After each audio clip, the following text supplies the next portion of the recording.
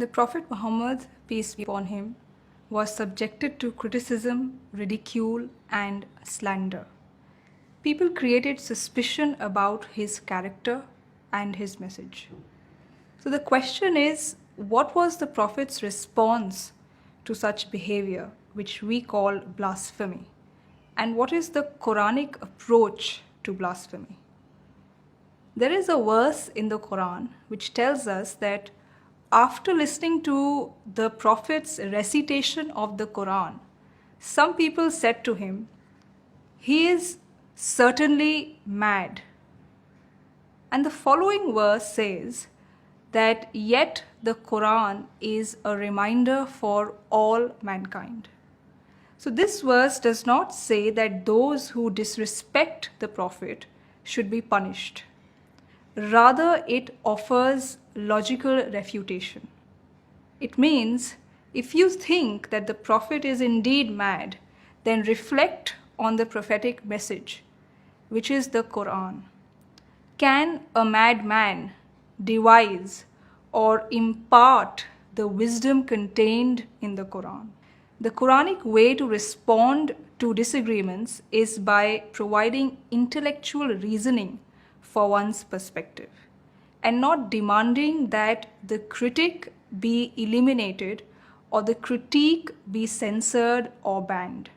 Punishment and banning will not help because the objection put forward by the person would still remain unaddressed. So what we call blasphemy is actually difference of opinion, and it invites intellectual discussion.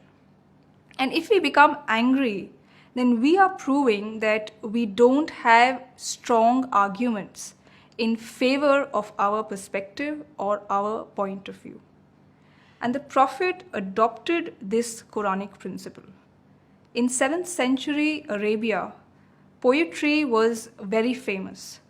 And biographers of the Prophet tell us that several people composed poems to ridicule the Prophet.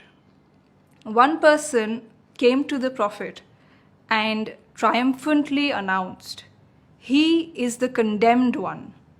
We disobey him. We disagree with his teachings, and we abhor his religion." So what was the Prophet's response to such satire and derision? The Prophet dealt with all of this very creatively.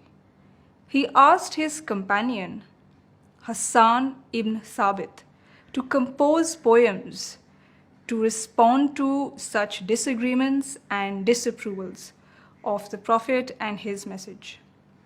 So the Prophet's way was an idea in return for an idea, a statement in return for a statement.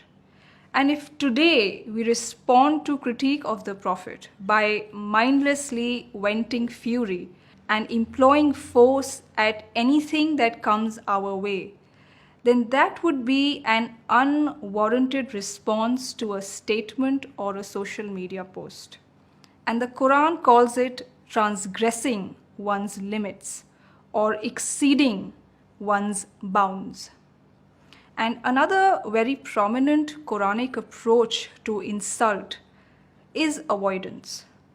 The Quran counsels the Prophet, ignore their hurtful talk. This is why we see that the Prophet never made a hue and cry over the inflammatory remarks passed at him. He never said that my sentiments have been hurt. People are pouring scorn at God's Prophet. The Prophet never said any of these things. Rather, he simply avoided. And there is immense wisdom behind this approach, which is expressed in a saying of Hazrat Umar Farooq. He said that falsehood dies by being silent about it. And today, this approach needs to be adopted all the more. Prophet's life and sayings have been preserved in books of his biographies and his traditions. So if someone makes a statement about the Prophet, it can always be judged based on the record of his life and sayings. And if this imputation does not find support in the corpus of the Prophet's life and teachings, it would automatically be discarded and stand rejected. So, by being silent about falsehood, we make it lose steam. And someone has very rightly said that scandal ever improves by opposition. So the Prophet was known for being very generous and large-hearted. He forgave people for all the wrongs that they committed against him. There was a person called Abdullah ibn Zibari. He composed powerful poems to ridicule the Prophet. But in the end, the Prophet forgave him. And the Quran says that the Prophet was a mercy to all mankind, which means that he was a person who forgave people in spite of facing atrocities. He remained compassionate toward them, and he accepted people instead of declaring them as others and seeking to destroy them.